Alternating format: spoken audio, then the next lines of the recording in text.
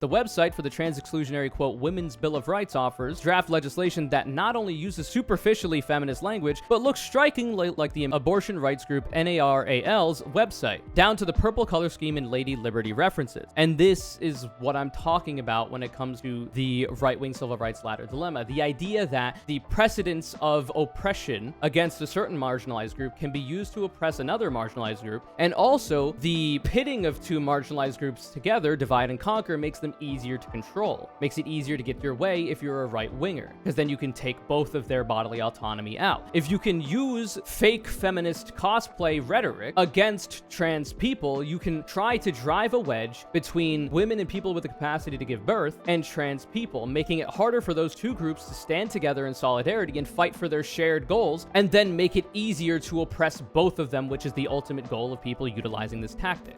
So in case you're new here, and you might be because we've had a bit of an influx in regular viewership on the YouTube channel, about a year ago, I put out a video called Defend Trans People or the Right Comes For You Next. And it has this thumbnail showing the parallels between these two protesters protesting against, critical race theory, i.e. the idea that systemic racism exists and that slavery was bad being taught to children. For some reason, conservatives don't like that.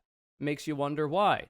But anyway, I made this video because during this live stream that this clip is from, I randomly devised, as I was trying to talk about the intersectionality of bigotry, what I called the right-wing civil rights ladder dilemma. The idea that the oppression a variety of people of marginalized status will face is often used against other marginalized people, either utilizing precedent of oppression of a certain group in order to oppress another group, or by actively pitting the two groups against each other. And wouldn't you know it, it's still happening, because conservatism has not been made completely and totally politically irrelevant yet, because we still live in hell. So we have an Intelligencer segment of the New York Magazine article here by Erin Carmen from April 4th, 2023. The shared anti-trans and anti-abortion playbook. Some of the very groups that push for abortion bans are now coming for trans healthcare. And I've been talking about this for a long time. In fact, for a year, actually more. And I thought it would be a good way to talk about both of those things at once. It seems like that for as much as so-called gender criticals or TERFs like to talk about the fact that they're just trying to protect women, and even right-wingers, like Kevin McCarthy or Matt Walsh, will talk about, they just want to protect women and the integrity of women's sports, and that's why we need to so-called, eliminate transgenderism from public life or something. They're pretending that they are in favor of protecting women, but those people also have questions about, if women should have the right to exist. I'm sorry. They also have questions about if women should have the right to vote, because a lot of these people, conservatives of the modern day, if your entire thing is maintaining the status quo, well, women didn't have the capacity to vote for a while. And these suffragists of their time, who were trying to get the right to vote for women, were looked down upon and beaten and, generally speaking, abused in a variety of ways until they inevitably won against the people, the conservatives of the time, who wanted to maintain voting as a men's-only game, And, you can go all the way back to the founding of this country, where you could only vote if you were a white, landowning man, right? Even poor white men couldn't vote at the founding of this country. And eventually, over time, more and more people are getting enfranchised into the system. You could look at a variety of things. And it turns out they're also not big fans of trans people existing. The major argument that I want to make is that bodily autonomy and individual liberty are the greatest enemies to the Republican Party, to the GOP, to conservatism. The idea that individual human beings should be allowed to and be protected by the law in order to act on their own bodily autonomy and their own individual liberty, to do what it is with their life that they choose, as long as they're not hurting anybody, it's a completely oppositional idea to the Republican Party, to conservatism as an ideology. If conservatism is trying to keep things the same, then there are going to be oppressions in place that they are going to fight to keep the same. Like, I don't know, the fact that conservatives of the time were fighting against abolishing slavery. To be a conservative during the abolition movement would have been to be a Confederate, to be literally spilling the blood of your fellow countrymen in a treasonous war just because you wanted to maintain your slaves. Because you built your economy around the fact that you did not have to pay people for their labor and wouldn't be able to make it without it. That sounds like a skill issue. Sounds like you should have tried to do a little bit better about building your economy then, without needing to exploit the lives of human beings to do it. So, bodily autonomy and individual liberty are also the linchpins of the argument behind allowing people access to family planning, to reproductive health care, to abortions, and also allowing people to any gender-affirming care that they would want. Because that's all that is. It is a person trying to be the people they want to be, plan their lives how they want to plan them. The idea that people, generally speaking, will know what they want from their life and have a good idea of how to attain it, and that the state should help facilitate that, or in this case, the private health insurance companies should help facilitate that. But anyway, getting into this article, I hope to kind of use it to explain that. A self-described whistleblower touting her protective bona fides, claiming patients are being harmed by rapacious medical providers with no regard for informed consent or side effects, a cadre of former patients stating their regret, claiming the existing research on side effects and outcomes is doctored and misrepresented, conservative legislators swooping in to purposefully protect these patients from themselves or from greedy doctors lingering on whatever graphic details they can get their hands on. Centrists and some liberals wondering aloud if the strident defense of this healthcare may be political poison for Democrats. It's not. And anyway, surely there's a middle ground to which only the truly reasonable and unemotional folks can lead us. In the meantime, people who can't afford to get on a plane to a less hostile state are trapped until grassroots funds come through, and even helping someone get care can put you in the crosshairs. All of this describes Abby Johnson, the former executive director of a Planned Parenthood affiliate in Texas, who in 2009, that was a while ago, described herself as, quote, "For gay rights unions, I voted for Obama," and announced she was so horrified by witnessing an ultrasound-guided abortion that she had to speak out. For years, the strategic testimony of women who said they regretted their abortions has been used to justify abortion restrictions, including by Justice Anthony Kennedy. People have all kinds of feelings about their abortions, but research shows relief is the most common. Not to mention that postpartum depression is incredibly common for people who have given birth. And a lot of those could be biological factors, also a lot emotional, especially if you did not want to have that child and you were forced to by the state to do so. You imagine there's going to be a lot of regret involved there. Kennedy was also susceptible to the anti-abortion movement's use of graphic medical details to justify their bans. Before his even more conservative successors allowed states to ban abortion completely, the right used minors seeking abortions as a testing ground for their policy goals, correctly reasoning that it's easier to get more people panicked when young people are involved and then expand from there. Because, children are a weapon to conservatives. I've talked about this before. Conservatives love abusing kids, especially when it meets their political ends. They love utilizing children for their political, inventions, because children have difficulty fighting for themselves, speaking for themselves. Children, for instance, as a block of human beings, do not have representation in the government, for instance. And I'm not saying we should have 10-year-old elected representatives, but in terms of legislation, adults are making those decisions. And that's generally speaking how it should be. Obviously, children should have a say in a variety of things, but they're young, they don't have the life experience, they don't have the education. Frankly, I'm also describing Republican legislators who are also stupid as fuck, don't have the education, are very naive, and incredibly emotional. But, they don't have representation because we as a society understand that children are not as, smart as adults, generally speaking. They don't have the capacity to understand a variety of things. And that's why adults need to protect them and help them. That's the whole point of parenting, right?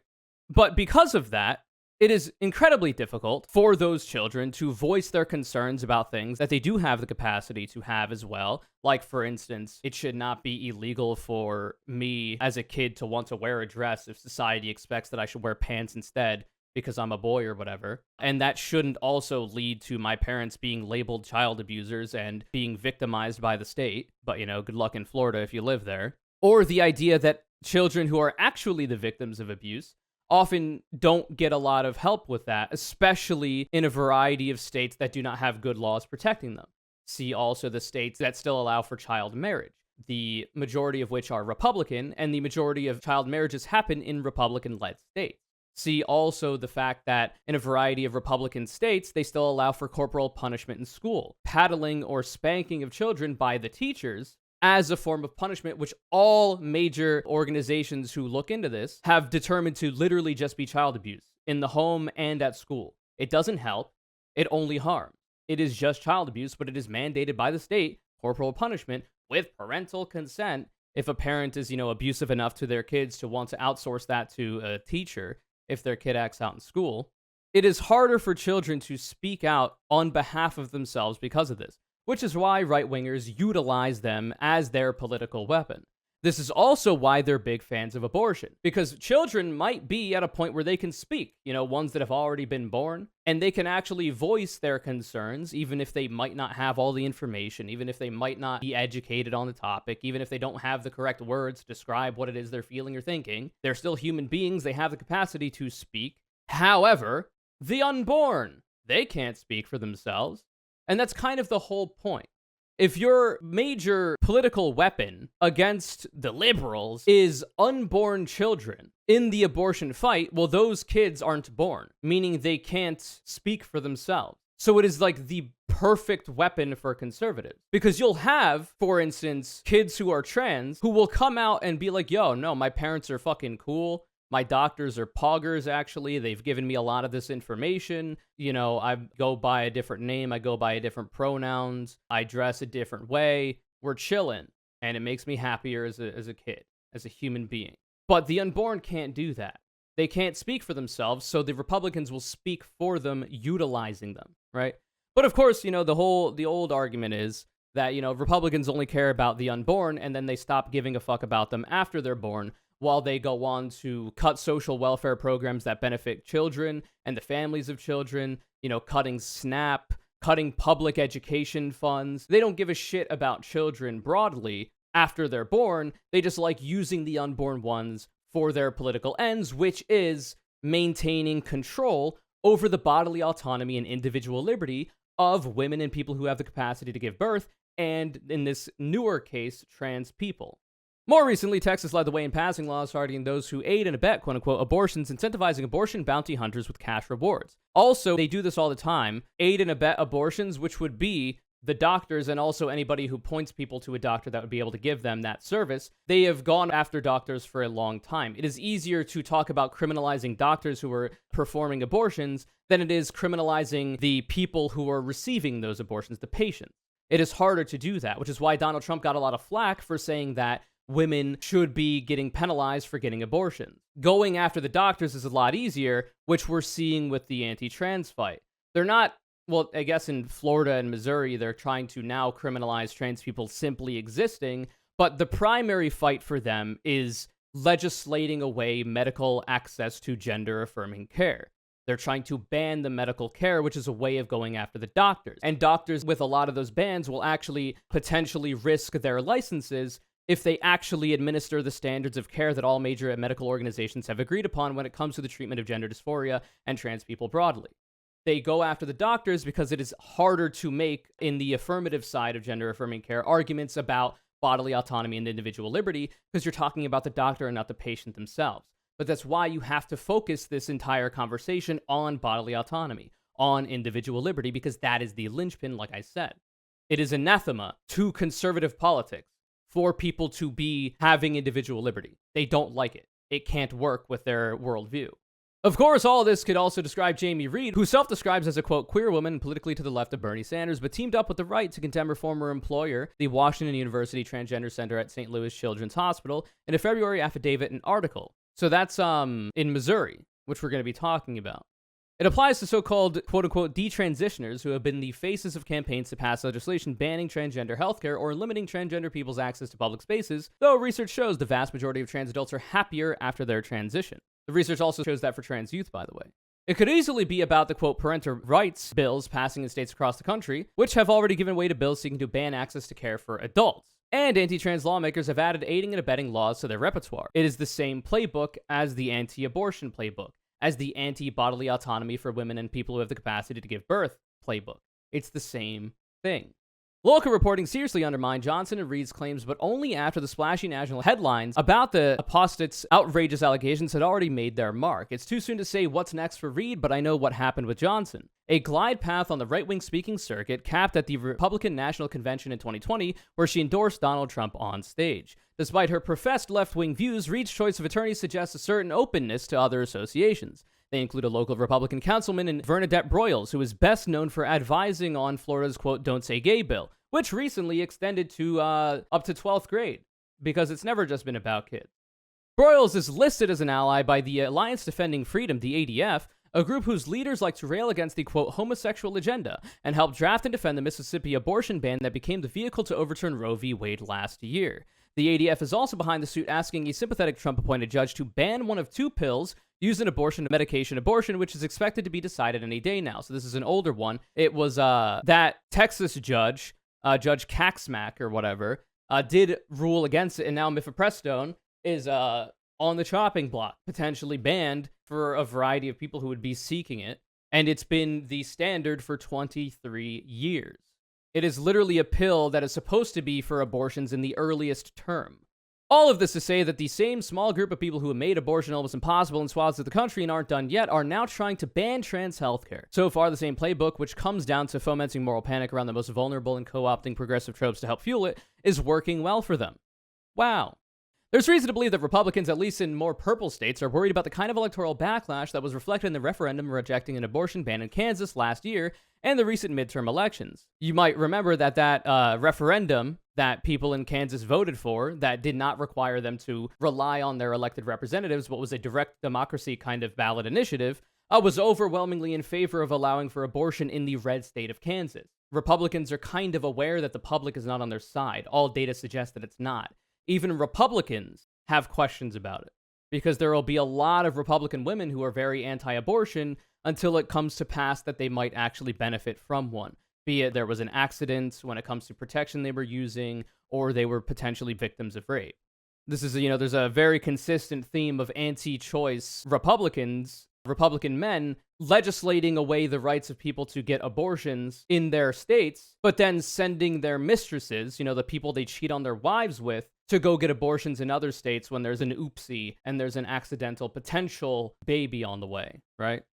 That may actually be fueling the escalating attacks on trans people, says Rose McKenzie, a campaign strategist at the ACLU who focuses on reproductive rights. Quote, I think anti-abortion politicians are worried about the politics, says McKenzie. They've turned to attacking trans youth in order to stay politically viable. Conservative activists recognize that even in places where they have successfully evaded democratic accountability, they have some public relations work to do. Operating in their favor is the general public's lack of familiarity with trans healthcare, because it's an incredibly niche minority of people. Only 1% of the country, roughly, is trans. That could be an undercounting as well, but that's a very small proportion of the broader population of this country, yet somehow they're the greatest enemy to the Western civilization, and should they be allowed bodily autonomy and individual liberty to live their lives just like everybody else, the United States will cease to exist or something?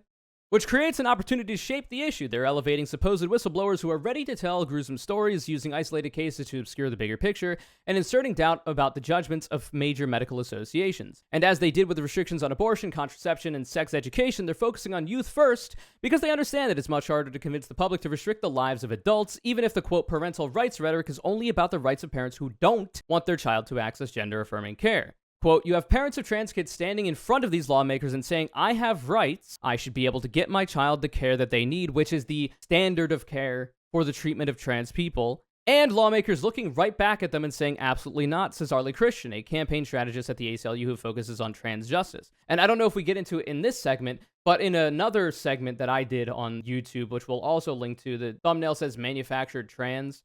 It's about, I forget her full name, something Shoop. Was a detransitioner who has now since retransitioned, is as, a trans person, not a detransitioner, who was used as a weapon until she was having mental health concerns by the right. She was coerced in doing so, and then leaked a bunch of emails about how that all went down. You'll be able to find that. We'll link to that as well. I went over that if you want to get more into that. Although the issues aren't identical, both involve who gets to make decisions over one's own body and life's course. For years, some anti-abortion activists have tried to argue that they are the true feminists, protecting women's true maternal nature even when the arrangement has to be forced upon them. A similar co-opting of feminism is at work with anti-trans forces. The website for the trans-exclusionary, quote, Women's Bill of Rights offers draft legislation that not only uses superficially feminist language, but looks strikingly like the abortion rights group NARAL's website, down to the purple color scheme and Lady Liberty references. And this is what I'm talking about when it comes to the right-wing civil rights ladder dilemma. The idea that the precedence of oppression against a certain marginalized group can be used to oppress another marginalized group. And also, the pitting of two marginalized groups together, divide and conquer, makes them easier to control. Makes it easier to get your way if you're a right-winger, because then you can take both of their bodily autonomy out. In this case, women and people who have the capacity to give birth, and trans people. If you can use fake feminist cosplay rhetoric against trans people, you can try to drive a wedge between women and people with the capacity to give birth and trans people, making it harder for those two groups to stand together in solidarity and fight for their shared goals of attaining bodily autonomy and individual liberty, and then make it easier to oppress both of them, which is the ultimate goal of people utilizing this tactic. They're not simply using women to attack trans people, and then they're going to allow for women to have their rights. That's ridiculous. They don't want either group to have those rights, but we'll get into that later.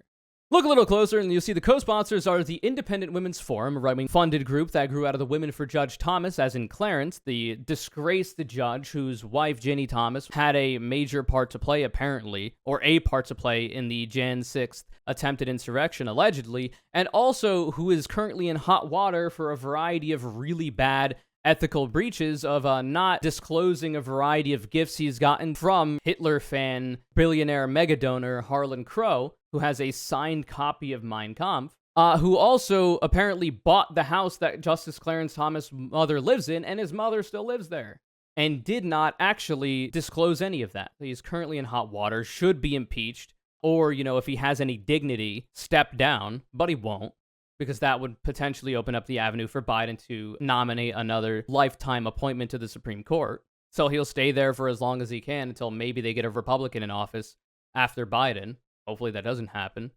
And the Women's Liberation Front, a small group of self-identified radical feminists whose representatives have frequently testified in support of anti-trans bills. What they lack in numbers, they make up for in rhetorical influence. A model bill that recently passed both changes of the Kansas legislature is making its way through Oklahoma's and has been introduced in Congress, defines female as, quote, an individual whose biological reproductive system is developed to produce ova. In its stated desire to exclude trans people from women-identified spaces, a move that would have far-reaching consequences. This quote-unquote Bill of Rights reinforces the rigid notion of a woman as a vessel for reproduction. For as much as right-wingers will pretend that, trans people are trying to reduce women down to their biological functions by referring to broad swaths of the population in clinical and political arenas as quote-unquote birthing people or people with the capacity to give birth, that kind of thing, that's what right-wingers are trying to legislate. They're trying to legislate women down to their biological functions. Whereas the left-wing side of things says, no, women are still women even if they don't have the capacity to give birth. Either because they are infertile because of whatever potential causes for that, or because they were born, as a person who doesn't have a uterus, but is seen in society as a woman. It actually expands what it means to be a woman, whereas right-wingers want to contract the meaning of woman down to those biological functions. Similarly, in leaked emails between conservative activists and legislators reported on by Mother Jones, Reed's lawyer, Broyles, writes that transitioning is, quote, chemically and surgically mutilating one's healthy body where there is no disease to be treated. A longstanding anti-abortion argument is that pregnancy is not a disease to be treated, but rather a woman's natural state. And of course, they have to use chemically and surgically mutilating one's healthy body because scary rhetoric is all they have. They can't actually talk about the data and the studies that overwhelmingly contradict their views, so they have to say, they're mutilating and castrating kids, even though there's no evidence of that happening. It's kind of like the, when did you stop beating your wife kind of argument. You put forward an argument that no matter how you answer it, you look like you are guilty of what you're being accused. When did you stop beating your wife? Who the fuck said I ever did? But, how do you answer that? It is literally a loaded question with that goal in mind. It's the same kind of rhetoric being used.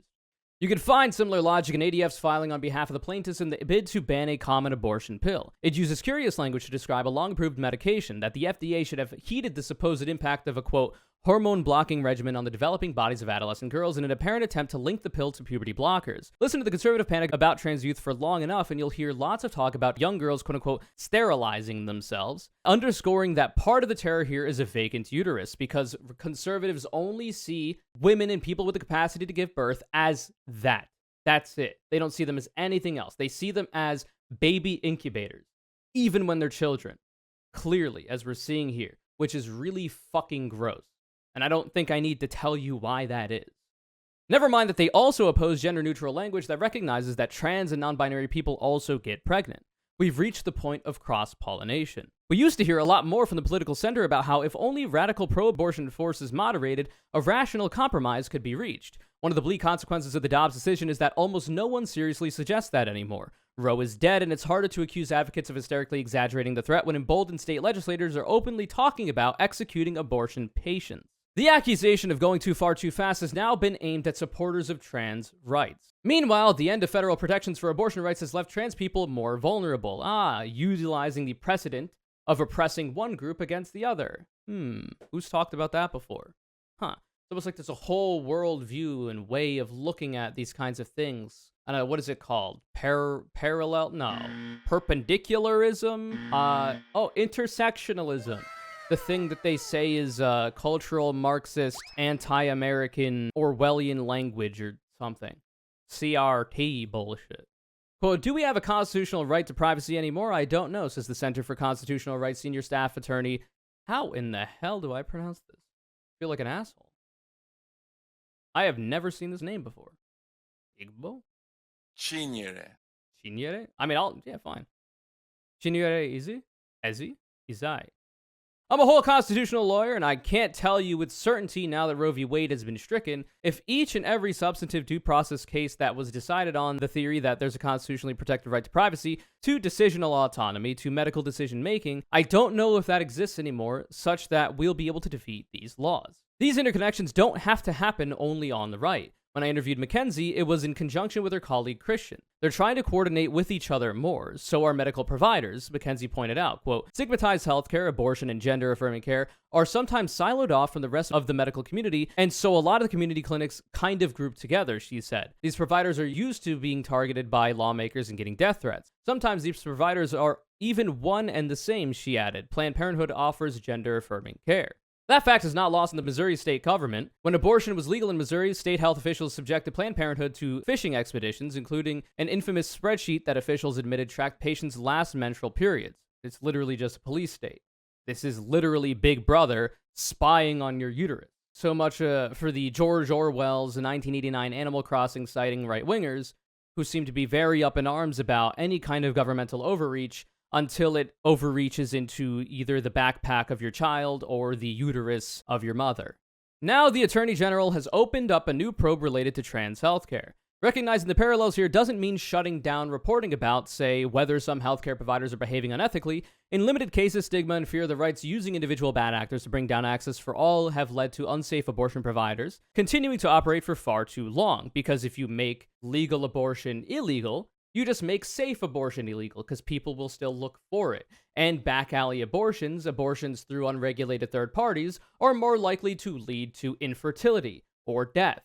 If you're worried about women's capability to get pregnant, and that's the thing you're trying to protect or whatever, then pushing people who you know are going to seek abortion regardless if it's legal or not, to methods that are more likely to lead to them being infertile, you're kind of playing yourself. And also putting people in harm's way for no reason. And it's the same for gender-affirming care, by the way. Even if you make illegal gender-affirming care in the form of hormones or even surgeries, though that's much less rare, people will go through unregulated third-party channels in order to get that care. You cannot stop it. You can try your best by utilizing the police state that you want as a conservative, but you cannot stop it. People will always try.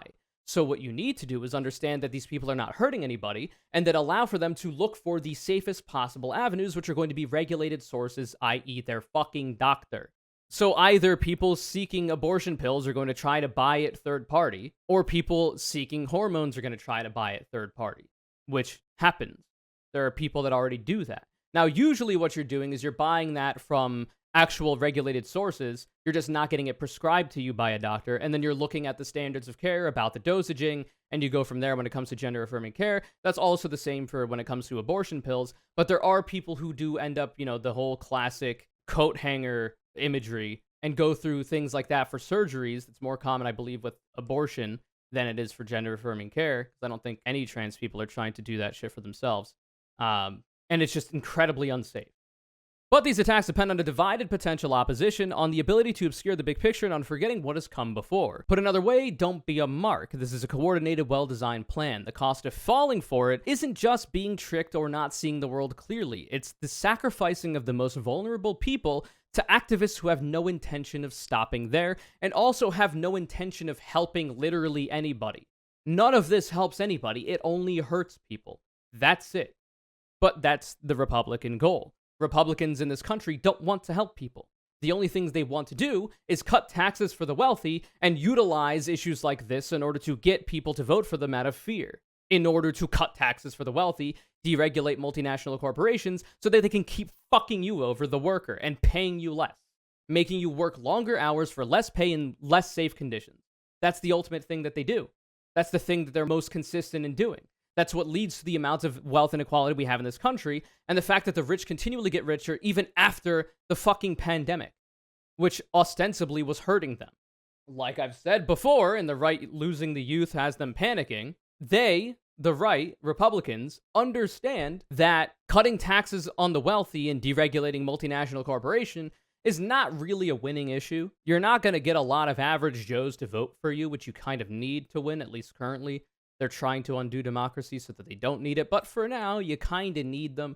So they look for this shit instead. They try to target women and people with the capacity to give birth, trans people, black and brown people, the poor, anybody they can that are disadvantaged and have difficulty speaking for themselves because they are minority groups, in order to throw wool over your eyes and hide their actual intentions. Because we've seen that a lot of these things also happen to hurt Republican voters. Republican states are literal shithole states because of Republican leadership. And the Republican voters there, of which are not the only voters there, there are a lot of liberals and left-leaning people in southern states that happen to be disenfranchised because of gerrymandering, voter suppression, anti-democratic practices, etc., etc. It hurts them, but it also hurts Republican voters. That's why you see rates of poverty being high in red states. That's why you see rates of gun violence being high in red states.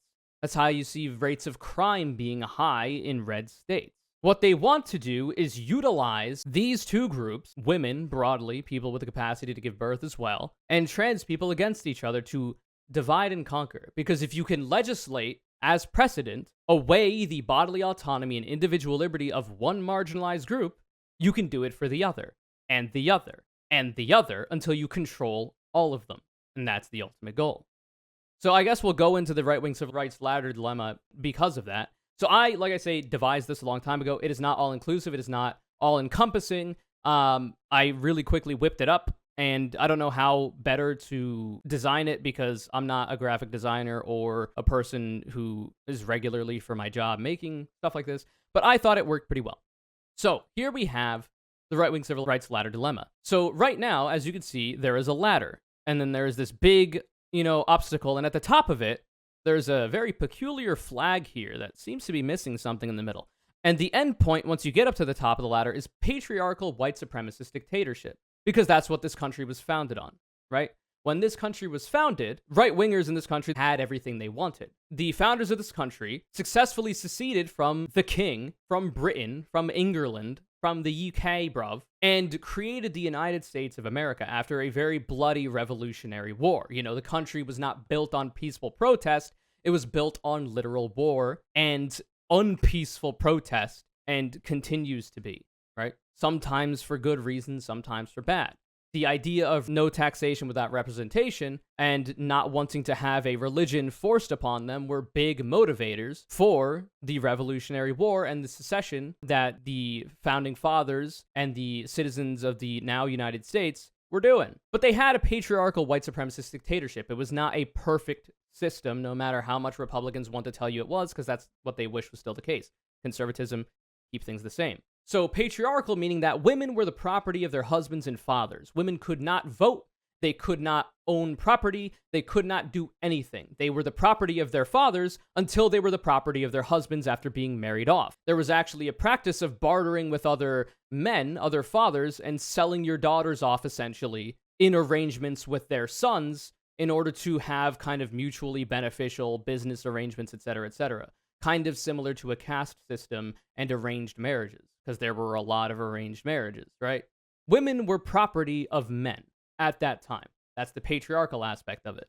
White supremacists, meaning that this country was built on slavery. Not only the genocide of the indigenous peoples of the North America, but also the enslavement of African people who were stolen from Africa and brought here against their will, and then forced to do labor for free, in terrible conditions, often beaten, raped, killed.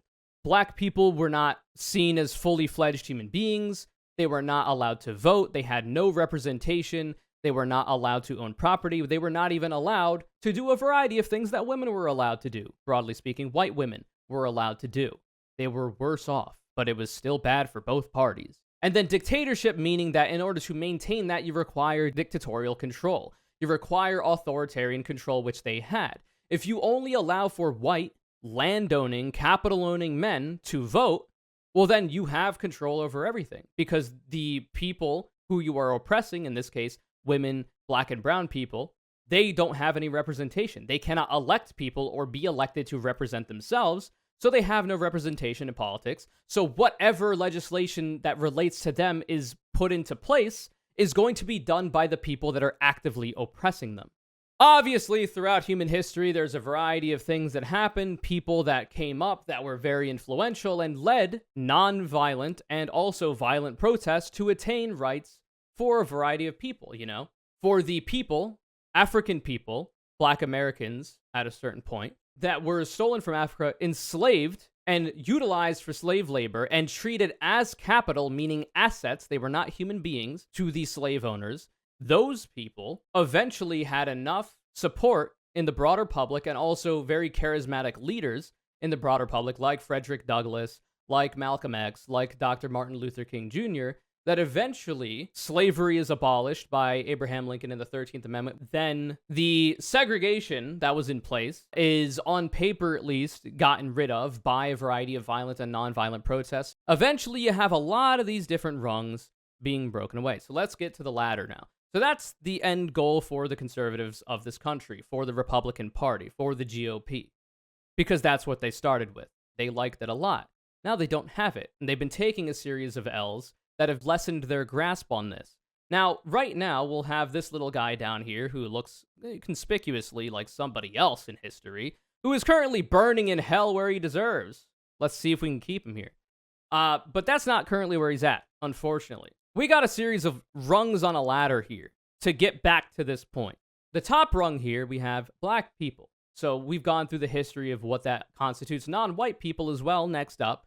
So brown people, which could involve a variety of ethnicities and races, Asian people, Latino and Hispanic people, indigenous people, a variety of different types of people that would not be considered white. At the time of the founding of this country, Germans were not considered white, even though they are now. Italians were not considered white, even though they are now. So those people would be included depending on the time period at hand. Then you have women. And you'll start to notice there's a bit of a difficulty with the design of this graphic, the ladder. Because contrary to popular belief, women can also be black. Women can also be non-white. But that's intersectionality, right? Because women as a broader group, which is why they're a different rung, encompass white, brown, whatever people as well. But they also have their specific civil rights fights. The fight for women's suffrage, the right to vote, and also for their bodily autonomy in the modern day, the right to an abortion. And, of course, non-white people, black people, are going to be suffering from the oppressions that women face if they are seen by in society as women.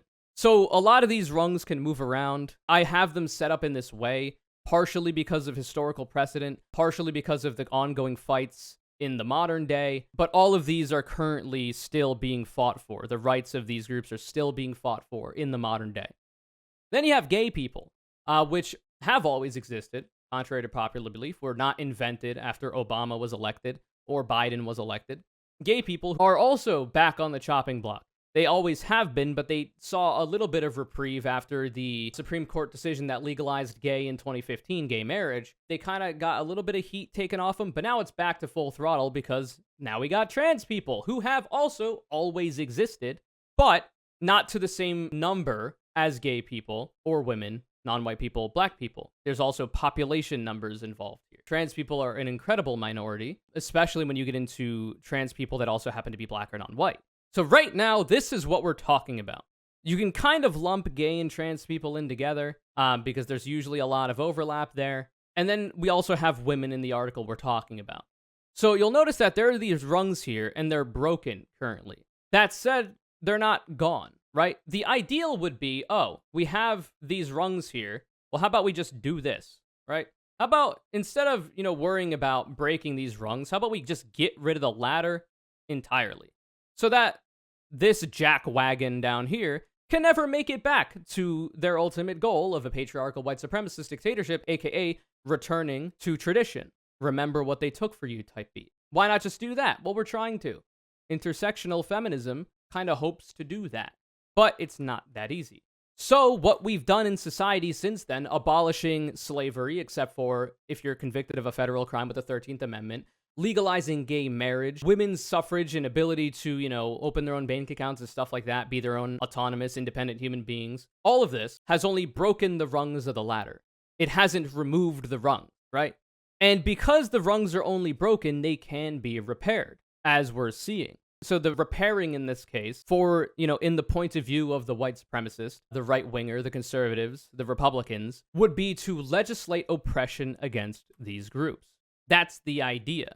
And the reason why it's laid out in a ladder is because of what we talked about in this article. So because of the Roe v. Wade decision, when it was the law of the land, you could not have laws against abortion in states. Because of that decision, the bodily autonomy of women and people with the capacity to get pregnant and give birth was protected, which broke the rung and made it harder for this guy to get back up here. But after the Federalist Society packed the courts at every level and the Supreme Court, the highest court in the land, with a bunch of conservative activist judges, we now have the lifetime appointed, unelected grand wizards of the Supreme Court who have decided, you know what? Even though in my confirmation hearings I said Roe v. Wade was super precedent and not to be touched, we're just gonna undo it anyway because, people change. It is what it is. So that rung is actually kind of being repaired a little bit.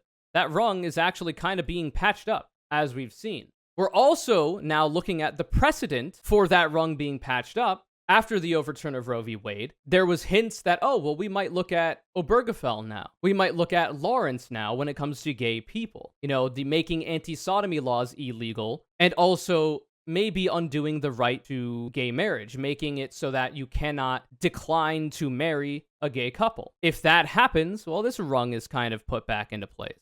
And then this guy can start trundling his sorry ass all the way back up, as you can see, if I use the correct layer for those. Now, you'll notice that a lot of this is happening in conjunction with the trans people being the major talking point from the Republican Party. There's that graph that we've seen. It was a Media Matters graph about the interactions with trans content on Facebook. Left-leaning people, neutral people, and I think even it included trans people themselves, did not look at trans content as much to Republican right-leaning people. It is a massive disparity. Republicans are obsessed with trans people, and that's an older graph as well. That was before it was the literal platform plank of the Republican Party to legislate oppression against trans people. So this rung is very much intact, as we're seeing in Missouri, which has essentially outlawed gender-affirming care for trans youth and adults by an emergency rule, requiring 3 years of dysphoria diagnosis, 18 months of therapy sessions, and most importantly, doesn't allow for people with autism or depression. So if you got more than 2 brain cells to rub together and you kind of understand that, gender dysphoria and trans people doesn't make them feel good, that's kind of the definition of the word. And a society broadly that is against them existing and having the right to treat that dysphoria through the standards of care, which would be gender-affirming care and social transition, they might not feel too great about it. So they might be likely to be depressed. Well, if you notice as a right-wing Republican that, there's a lot of overlap between people who happen to be diagnosed with gender dysphoria and also depression, if you make it so that people who happen to be diagnosed with depression cannot access gender-affirming care, which is the treatment for gender dysphoria, then you kind of eliminate it without saying you've eliminated it. You don't need to write on paper, this is just illegal now, and nobody can do it. And it allows you that kind of rhetorical wiggle room to be like, no, I didn't make it illegal. It's just that, if you have one of these very common comorbidities with gender dysphoria, you can't access the standards of care for the treatment of said gender dysphoria. It's effectively just a ban, and it is genocidal in nature.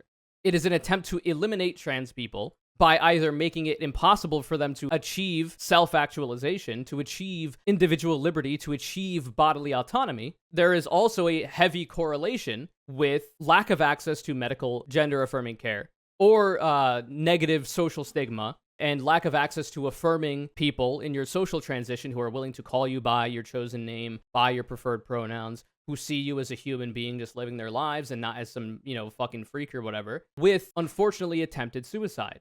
And also successful suicide. And if you notice that, well, it might be the cost of doing business for these people, or perhaps a positive benefit for them. And there's a variety of bills across the country, more than 500, I believe, at this point, anti-trans bills being pushed across the country, trying to ban gender-affirming care for the youth, and then eventually for adults, is the ultimate goal for everybody.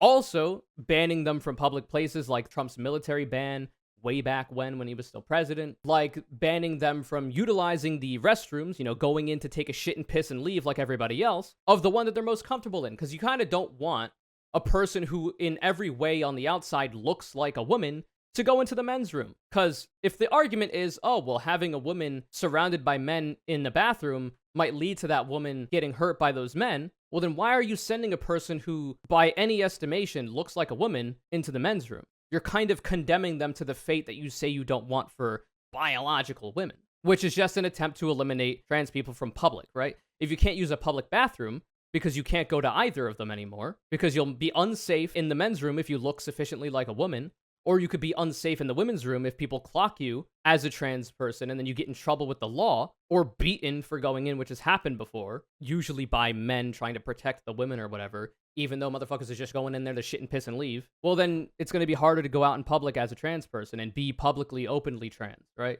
You might have to go back into the closet so that you can at least go into the men's room without getting the shit kicked out of you. It's just an attempt to stop people from being in public. Also, drag bans, which are not really worded in the strictest way, so that there's a bit of wiggle room for, oh, well, is this person a drag performer, or are they just cross-dressing, quote-unquote, in the eyes of the law, i.e. a trans man, for instance, who is wearing clothes most typically associated with men? Well, that person might be criminalized under the same rule, though usually for drag, it's usually targeting trans women, because Republicans, if you didn't know, not the biggest fans of women, even if they're not cis, especially if they're not cis. Trying to stop them from just being in public in general. Also stopping people from talking about them. Stopping teachers from being openly who they are. Like, so for instance, there's a gay teacher. She's a lesbian. She has a picture of her and her wife on her desk. A kid comes up, says, "Who's that? Who's that? With you in the picture?" You can't say that's my wife, because then you would be talking about your sexuality with a kid or whatever in Florida, even though you would just say, "Oh, that's my wife." And that's it. It's the end of the conversation. And if, the kid might ask, "Oh, well, usually I thought that it was boys and girls who got married. How is it that you have a girl and a girl married?" And then the answer to that is, well, girls and girls can get married. Like, when they're adults, when they get old, you can get married to a girl if you're a girl. Wow. That's it. That idea is so uncomfortable to right-wingers because they inherently sexualize kids and also queer people that that's not allowed anymore. And you're trying to remove even speaking about the fact that trans and gay people exist from the classroom and from broader public. Because if they've noticed that younger generations are more tolerant of the fact that queer people exist and are not hurting anybody or just living their lives like everybody else, because they're not seeing them as evil, disgusting creatures, and they're not being taught that. They're just being taught they're normal people like everybody else, which is, not really conducive to the continued relevancy of the Republican Party, who require the oppression of marginalized groups in order to maintain power. So this rung here is very solid right now. In fact, it's becoming increasingly stronger. Like, we could just do one of these jobbers on it and just make it the entire fucking thing.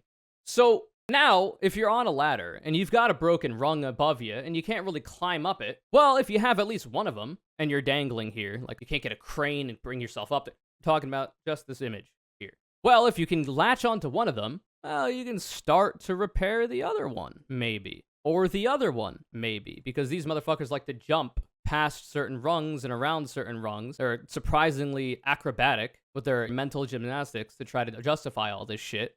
And eventually, you utilize all of the oppression that you have made precedent of the other marginalized groups, especially those that are even more marginalized than the others, because they are smaller population size and are therefore not as easy to, protect. Eventually, the entire ladder is back, and look at that.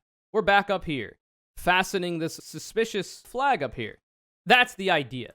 So in order to deal with this, you have to make sure that these rungs remain broken, and then you have to get rid of the entire ladder, because that is the only way to stop this fucking degenerate from being able to get back to this endpoint that they want to get back. And then they fall down into the fiery depths of hell where they fucking belong. And that's that. And then they can never get back to this endpoint of a patriarchal white supremacist dictatorship, which is what they want.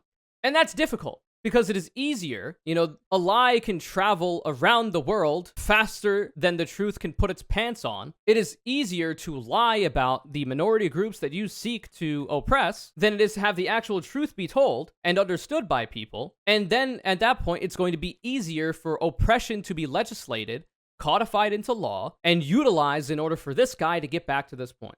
So you have to, through an intersectional analysis, understand that all of these oppressions are connected.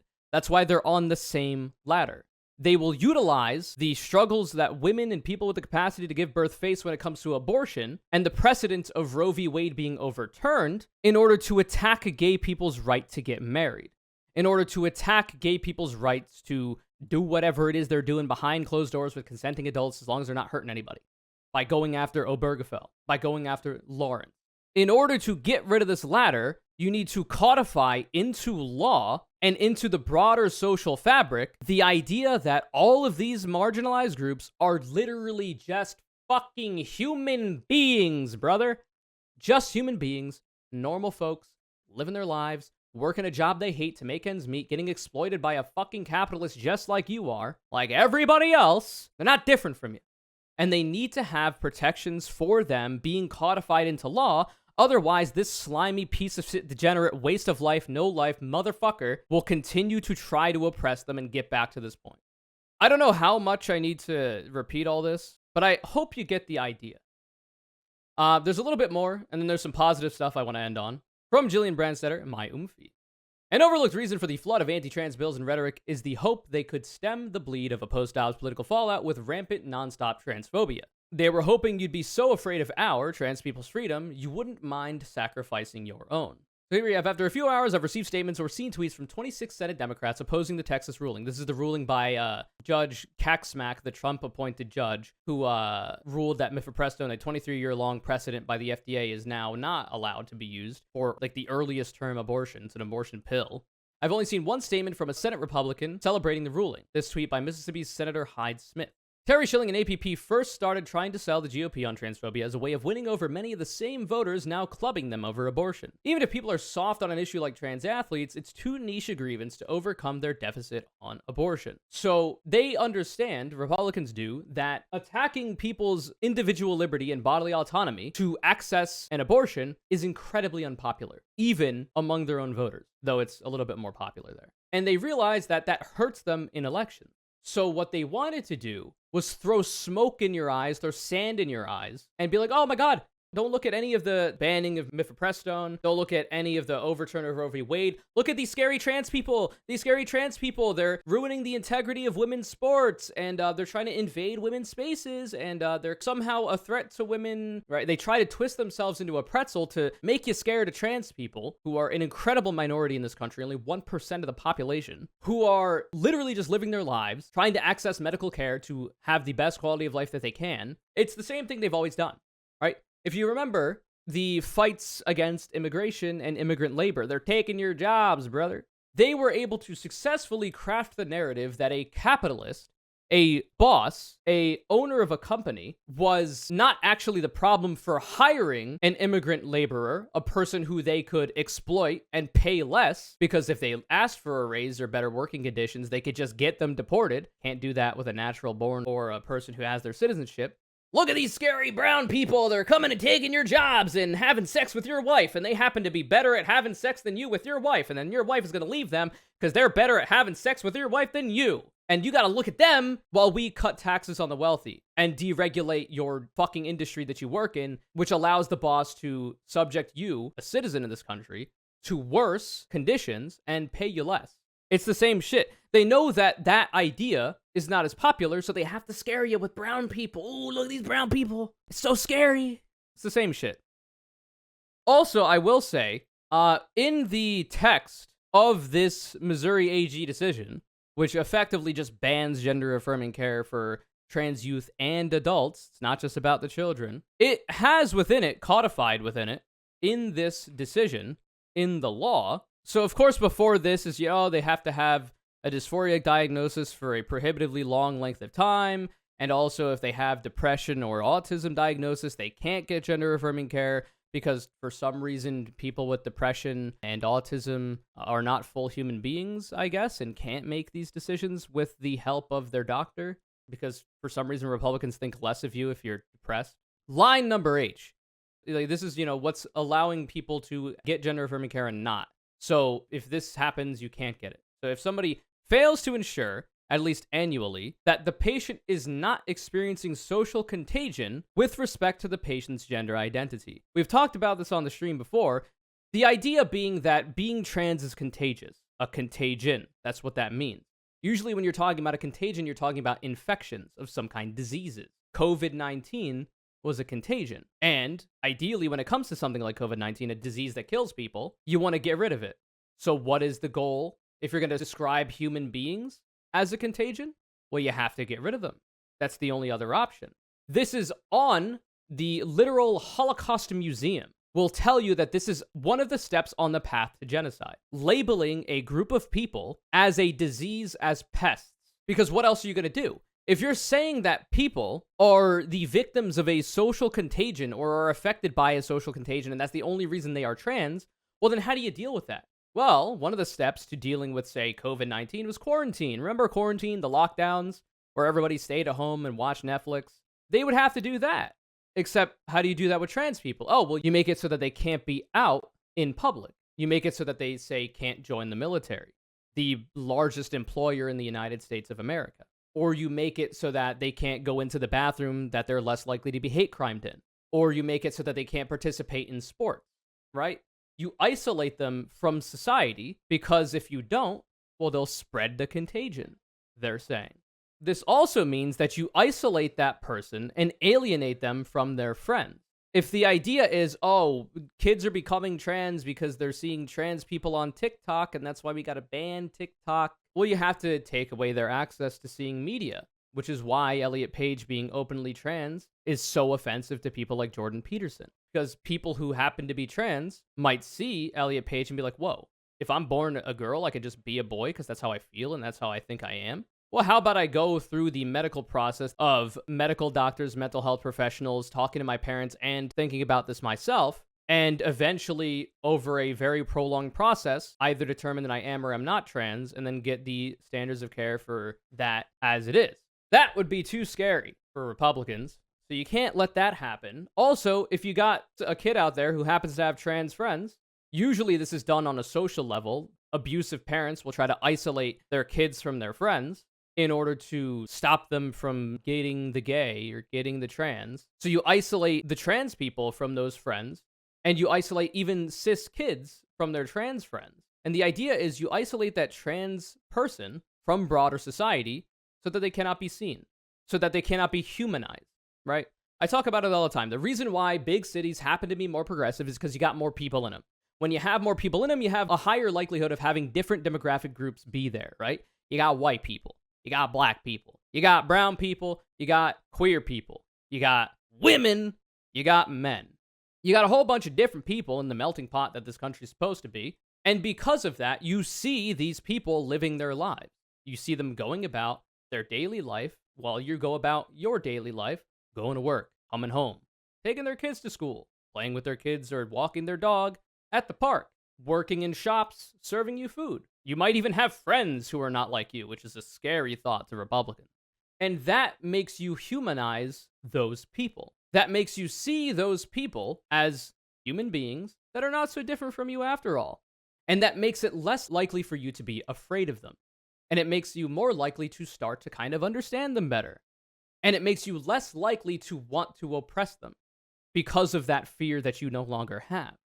That is why cities are more likely to be more progressive. Exposure to people that are not like you. So the whole idea of laws like the Don't Say Gay law in Florida, which has now been extended up to 12th grade, when apparently it was just about young kids, is so that the youth cannot understand that trans and gay people are just people living their lives like everybody else. You try to hide those people, queer people, from the kids for as long as possible so that you can groom them and indoctrinate them into fearing people that are not like them. And you make it more likely that those kids are not as tolerant, that are not as understanding and accepting of people that are not like them. And you make it more likely that your fucking disgusting tendrils can seep into their brains and turn them out to be as racist as you are. That's the entire goal. It is eliminating that exposure to people that are not like you so that you cannot understand that they are people just like you, and then you are able to be subject to rhetoric that dehumanizes those people, to call them a social contagion. So if you're going to call a group of people a disease, a contagion, then what do you expect people to think that you're going to do with those people? Well, here you have it. From the Elm Fork John Brown Gun Club, a variety of people have talked about this. We are now in the, quote, turn your neighbor into the state for being trans stage of genocide. So there is actually, in the state of Missouri, which you cannot pronounce without pronouncing misery, Attorney General Andrew Bailey has set up a program, a transgender center concerns form. And you can, if you have a concern that there might be a trans among you, you can report that person to the state, and the state will now be creating a list of potentially trans people. Well, what are they going to do about that?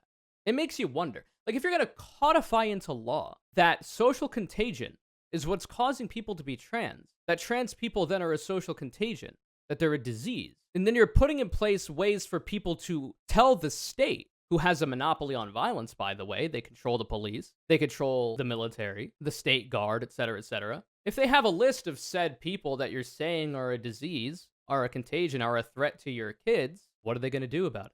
What are they going to do with the list? We've seen this happen in Florida. Florida also was looking to get a list of trans people in the state.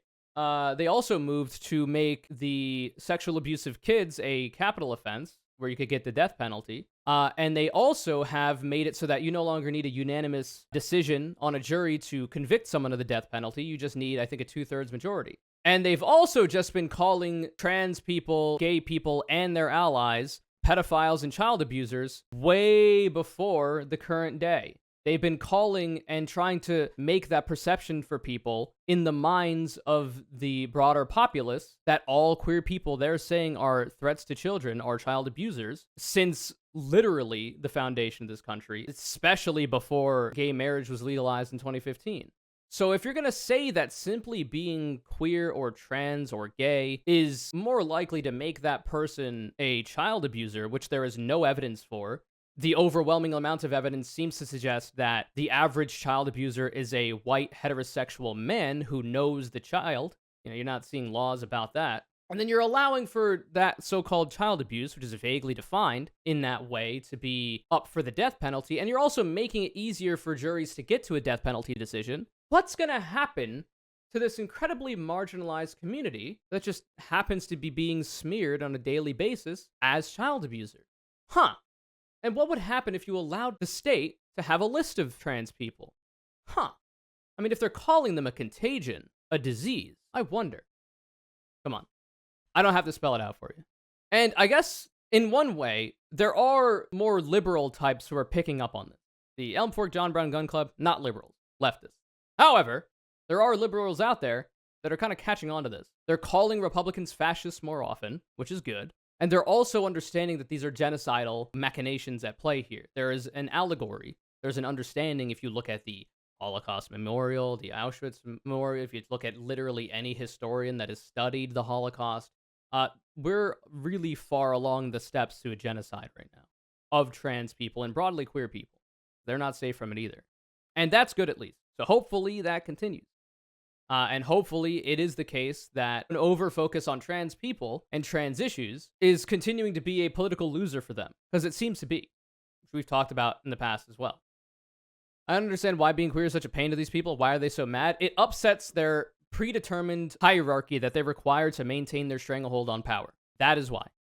Essentially, the take is this. Queer people, by their very existence, and they always have existed, throw a wrench and break down the hierarchy that right-wingers require in order to maintain power. The justifications that they use to maintain those hierarchies and also maintain the oppression of the people that is required to maintain that hierarchy kind of gets blown up by the idea that, oh, if you're born male, you can be a woman still. Or, oh, if you're born female, you can be a man though, right? It kind of destroys that entire idea, the foundational linchpin of what allowed them to attain this amount of power. And because of that, it is seen by right-wingers as an existential threat. And people like Matt Walsh, Jordan Peterson, Michael Knowles tell you that themselves. They're happy to tell you that they see trans people as an existential threat to them. Why do they see that way? There you go.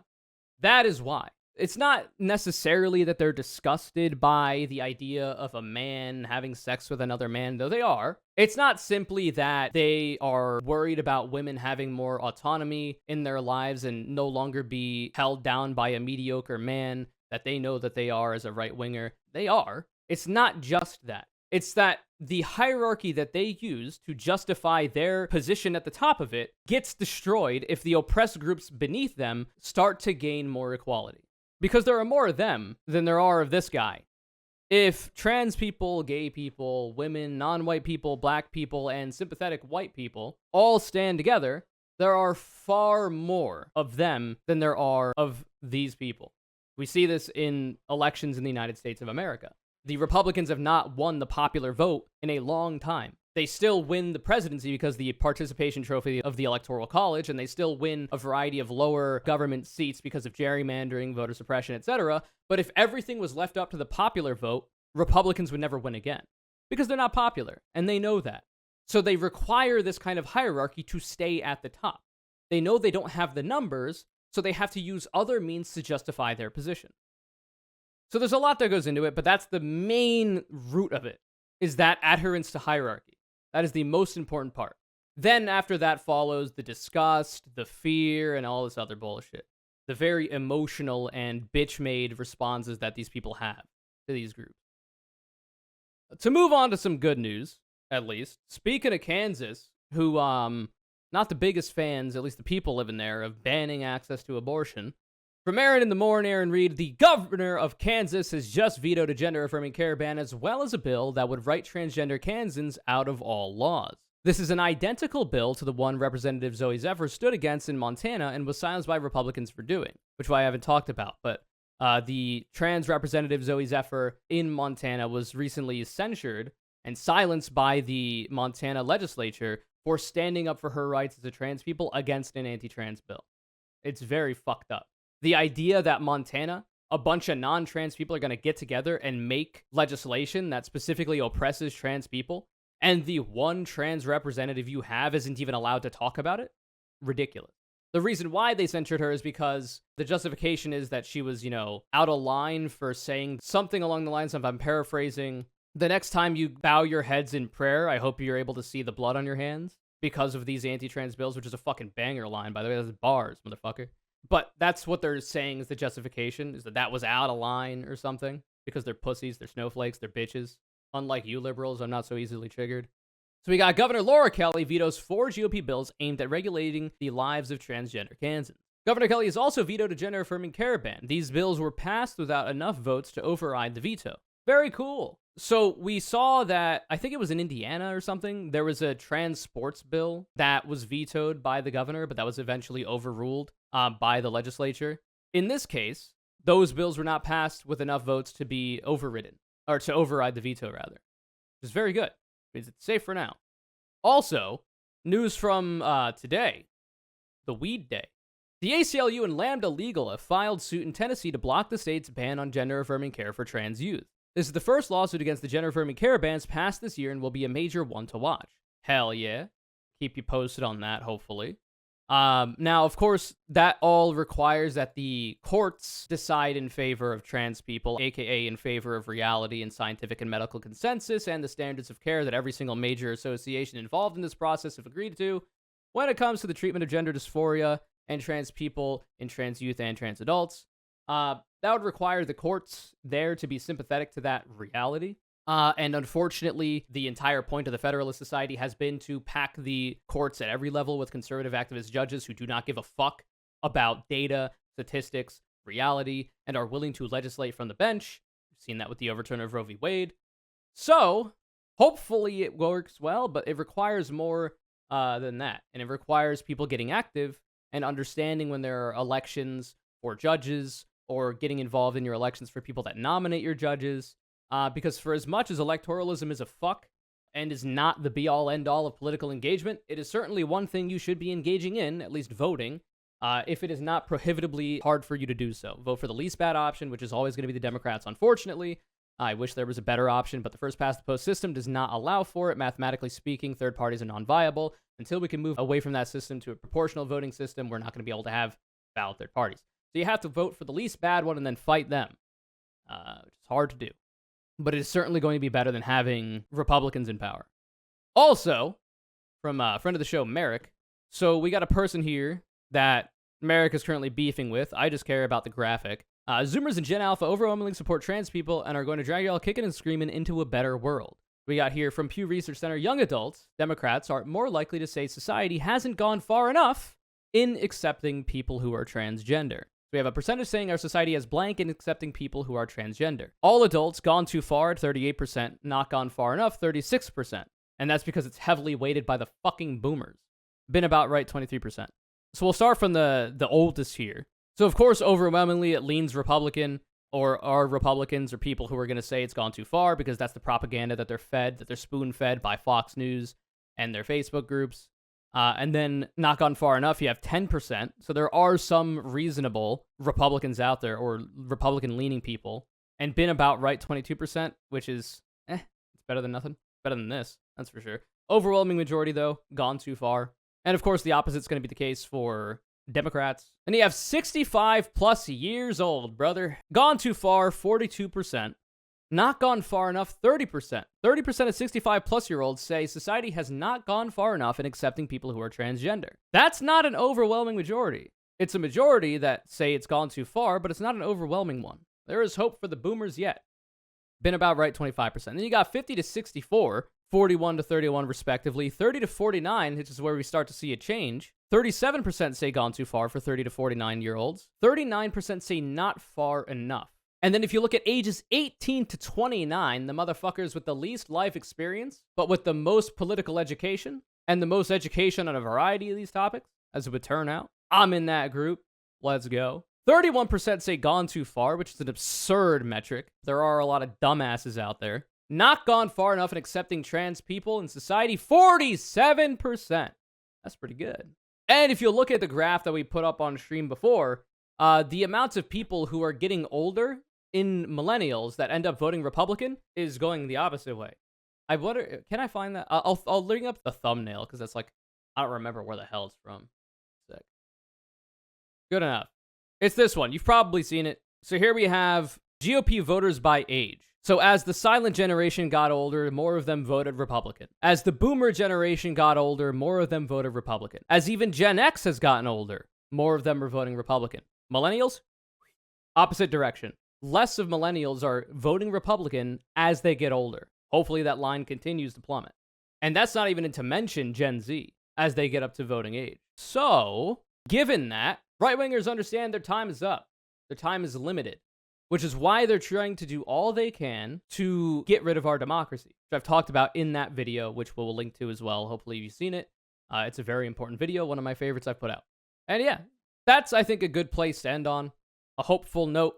There are people fighting for us out there. We could do a little bit more. I'll link to the videos. This segment's long enough. But here we have the Michigan State Senate Majority Whip, Mallory McMorrow, who is having a lot of really good advocacy for trans and queer people. We've also got Justin Pearson. I recently retweeted. Had a lot of good shit to say on the Tennessee House floor, which is very nice to see. You've got people like Maxwell Frost in Florida. A bunch of people who are in our government fighting on behalf of trans and queer people. So, it is not all a foregone conclusion. The writing is on the wall for Republicans. They know that their stranglehold on power is lessening because it is harder to scare the newer generations with fear-mongering about the other, because the newer generations grow up around the other and they realize they're just people like them. Why do I give a fuck if a fucking girl is a boy, actually? Like, why do I give a damn? It's harder for them to be victims of that propaganda, and because of that, they are less likely to vote Republican. Republicans understand this. And they also understand that the boomer generation is dying off. Not only, ideally, all of people would die of old age, natural causes, but also, unfortunately, a lot of them fell victim to Republican inaction and lies spread about the recent pandemic. And they realize that their voter share is dwindling. And they're trying to whip up the extremists in their base with this anti-abortion rhetoric, this anti-choice rhetoric, and legislation. And they're also trying to distract from the fact that that wasn't popular with transphobia and anti-trans legislation. But now they're coming to realize that that's also not very popular either. So now they just have to undo democracy entirely. And that's what that video that we looked at the thumbnail of, Republicans Losing the Youth Has Them Panicking, goes over if you want to learn more about that. Stay safe, be cool, be chill, take it easy. This video is kind of called as Hails. Thanks so much for the support, and congrats on your first ever win. You've been in a lot of these, and your tireless efforts have finally paid off. If you'd like your tireless efforts to finally pay off, all you can do is follow me on Twitter, @ConureCC. Retweet my video links when they go live. Remember to subscribe to the channel, put all notifications on when you hit the bell, leave a like if you'd like. Comment something down below about how bodily autonomy is quite poggers and individual liberty is very neat, and have a good day.